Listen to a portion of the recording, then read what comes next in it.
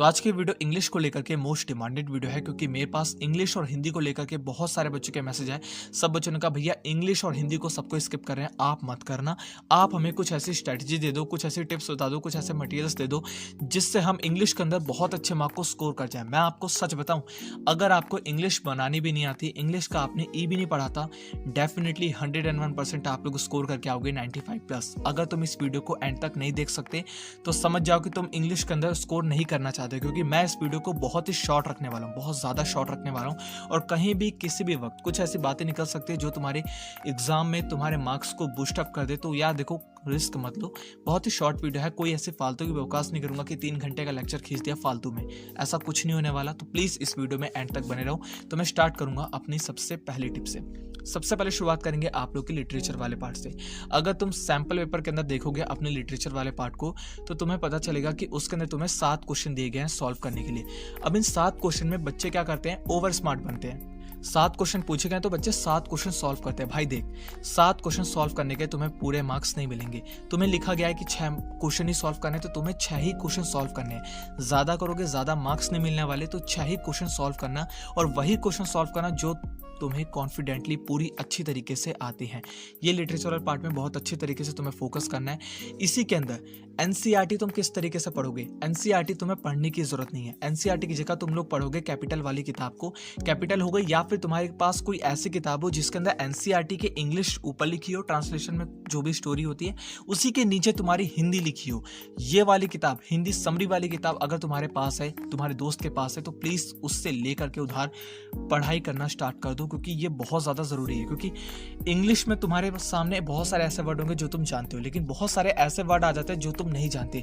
उस कंडीशन में तुम नीचे ही देख लोगे कि हाँ, हिंदी में इसका वर्ड ये होता है, अच्छा हिंदी में इसका मीनिंग ये है। तुम उसको बार बार रिवाइज करोगे ना, जब तुम एनसीईआरटी इस तरीके से कंप्लीट करोगे तो तुम एनसीईआरटी को अच्छे तरीके से पढ़ चुके हो, रादर देन कि अगर तुम एनसीईआरटी बुक से जाओगे फिर गूगल करोगे उसका मीनिंग, यार बहुत टाइम खाएगा। इससे बढ़िया तुम एक कैपिटल वाली किताब ले लो, सेकंड हैंड ले लोगे। अभी जाओगे मार्केट में, सेकंड हैंड तुम्हें बहुत सस्ती मिल जाएगी, 30, 40, 50 रुपए की मिलेगी, इससे ज़्यादा की नहीं मिलेगी।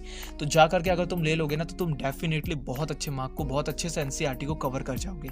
सेकेंड बात, देखो सबसे ज़्यादा क्वेरीज क्या आती है, बच्चों को इंग्लिश पढ़ने के बाद इंग्लिश बनानी नहीं आती। मतलब इंग्लिश पढ़ ली, उसके बाद इंग्लिश बनानी नहीं आ रही कि क्वेश्चन के आंसर को किस तरीके से दें।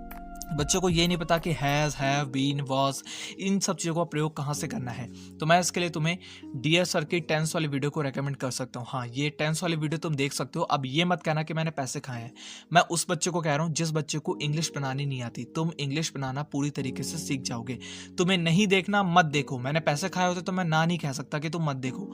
मैं उस बच्चे को कह रहा हूँ जिसको इंग्लिश बनानी सीखनी है, वही देख सकता है। कोई पैसे वाला यार पेड प्रमोशन नहीं है। डियर सर की टेंस वाले वीडियो से तुम इंग्लिश बनाना सीख जाओगे। एनसीईआरटी तुम हिंदी समरी से पढ़ोगे तो तुम्हें वर्ड का मीनिंग पता होगा, और थर्ड, जब तुम एग्जाम के अंदर जाकर के लिख करके आओगे तो तुम फुल मार्क को स्कोर करोगे, और डेफिनेटली करोगे। अब आते हैं अपने वो वाले सेक्शन में जहां तुमसे कहा जाता है कि यार तुम्हें 80 से 120 वर्ड का प्रयोग करना है। इस वाले सेक्शन में बच्चे क्या करते हैं, 150, 200, 250 हीरो बनने की कोशिश करते हैं। हीरो बनने की कोई जरूरत नहीं है।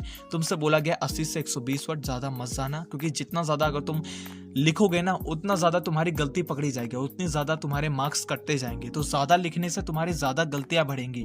अगर तुम उतना ही लिखोगे जितना बोला गया है, तो डेफिनेटली तुम्हारी गलतियां कम हो जाएंगी, तुम्हारी वर्डिंग अच्छी होगी, तुम्हारा जो सीधा कनेक्शन होगा ना, मतलब जो लिखा है उसी का तुमने स्ट्रेट फॉरवर्ड आंसर दिया है, ये बहुत अच्छा होगा तुम्हारे मार्क को बूस्ट अप करने के लिए। ठीक है, अब आते हैं अपने ग्रामर और राइटिंग वाले सेक्शन में। ग्रामर और राइटिंग वाले सेक्शन में तुम्हें इस चीज का ध्यान देना है कि फॉर्मेट तुम्हारा गलत नहीं होना चाहिए, फॉर्मेट लेटेस्ट टाइप का होना चाहिए। मतलब कि सुन लो, देखो हर साल तुम्हारे फॉर्मेट जो है ना वो चेंज होते रहते हैं, सीबीएसई चेंज करती रहती है। तो आप लोग जा करके जो इस समय का फॉर्मेट होगा, चाहे वो लेटर में हो चाहे आपका किसी भी कंडीशन में हो, आपको नए वाले फॉर्मेट का यूज़ करना है, पुराने वाले फॉर्मेट को यूज़ नहीं करना। ये चीज़ चेक कर लेना।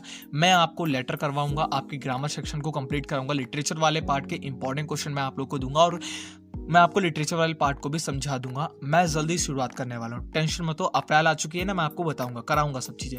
लेकिन फिर भी कह रहा हूँ कि आपको इस चीज़ का ध्यान रखना है कि फॉर्मेट आप लोगों का कहीं गलत नहीं होना चाहिए, क्योंकि बेशक उसके अंदर आप लोगों ने हल्की फुल्की गलती करी हो, वो नहीं पकड़ी जाएगी। फॉर्मेट में अगर तुमने गलती कर दी, तुमने अगर जहाँ लाइन छोड़नी थी वहाँ लाइन नहीं छोड़ी, जहाँ नहीं छोड़नी थी वहाँ लाइन छोड़ दी, गए तुम्हारे मार्क्स आधे, 1 नंबर।